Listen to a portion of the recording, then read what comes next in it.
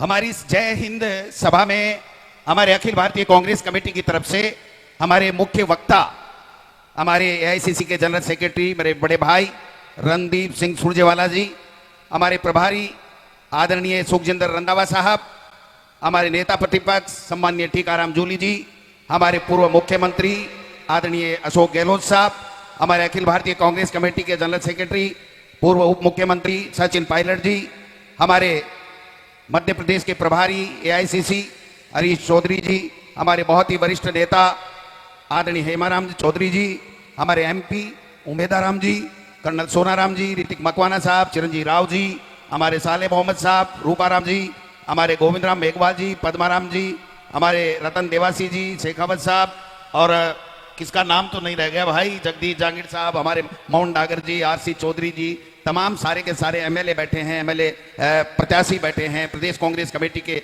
नेता बैठे हैं, दोनों हमारे जिला कांग्रेस कमेटी बाड़मेर के कार्यवाहक अध्यक्षगण, हमारे तमाम नेता और हम सबको नेता बनाने वाले, इस मंच पर बैठाने वाले आप सब लोगों को मेरा प्रणाम है, मेरा नमस्कार है, मेरा सैल्यूट है। ये जय हिंद सभा क्यों नाम रखा गया, इसके ऊपर जो मेरे विचार मैं कहना चाहता हूं, क्योंकि आपने देखा हो कि देश की आजादी के समय हमारे कई वीर शहीद हो गए और शहीद होकर के इस देश को आजाद कराया।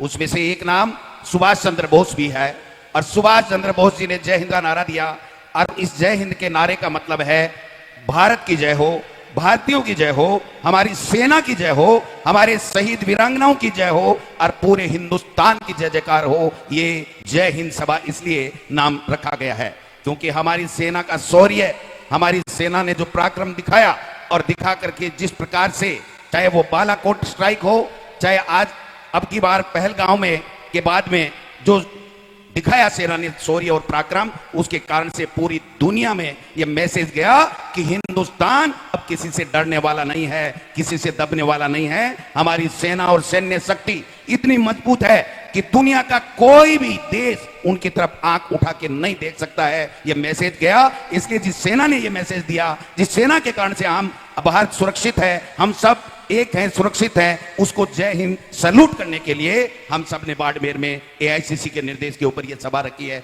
मैं चाहता हूं कि हम सब एक हाथ दायां हाथ खड़ा करके उस सेना को सैल्यूट करें, सारे के सारे उस सेना को सैल्यूट करें जिसके पराक्रम ने पूरी दुनिया में लोहा मनवा दिया। हिंदुस्तान की सेना ऐसी है। मैं ज्यादा लंबा चौड़ा नहीं बोलूंगा क्योंकि हमारे मुख्य वक्ता आदरणीय सुरजेवाला साहब हैं, वो पूरी बात बताएंगे, लेकिन मैं कहना चाहता हूं कि मोदी जी को आदत पड़ गई है सेना के शौर्य के पीछे छुप करके, जो बालाकोट जो सेना ने किया पहलगांव के बाद में, पुलवामा के बाद में, उसके बाद में उन्होंने सोना के शौर्य के पीछे छुप करके देश में आम चुनाव कराया और वो चुनाव जीत गए। लोगों को ये कहलवा दिया कि हमने ये कर दिया, हमने ये कर दिया, हमने ये कर दिया, जबकि मोदी जी ने नहीं, इस देश की सेना ने वो करके दिखाया। चाहे वो बालाकोट हो, चाहे पहलगांव के बाद में जो ऑपरेशन सिंदूर चलाया। मोदी जी पहले तो कहते हैं मैंने सेना को छूट दे दी है, मनमोहन सिंह जी ने छूट नहीं दी थी यूपीए सरकार के समय, और आज जब वहां पर सेना ने अपना पराक्रम दिखाया,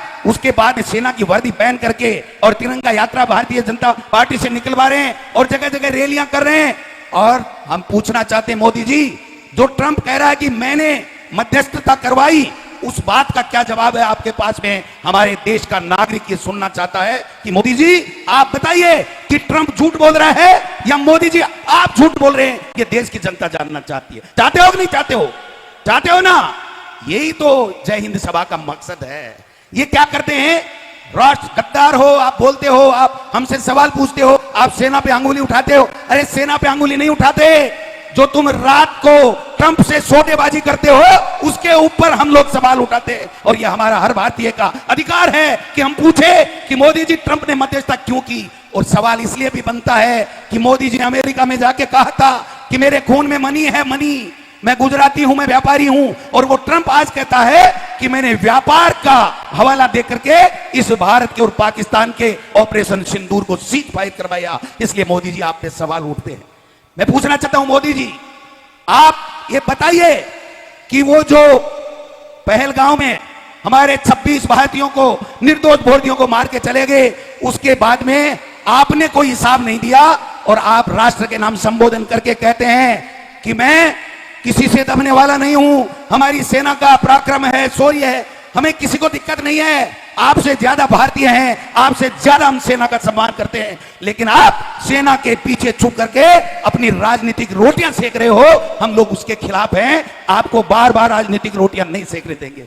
मैं पूछना चाहता हूं, कल परसों आए देश के प्रधानमंत्री और यहां आके कहते हैं क्या अजीब संजोग है कि जब पहले पुलवामा हुआ तो मैं सबसे पहले बालाकोट स्ट्राइक के बाद में यहां पर राजस्थान में आया, और अब की बार कहते हैं, सुना होगा आपने देश के प्रधानमंत्री का भाषण, अब की बार कहते हैं पहलगांव के बाद में ऑपरेशन सिंदूर करके और मैं सबसे पहले यहां पर आया हूं उस घटना के बाद में।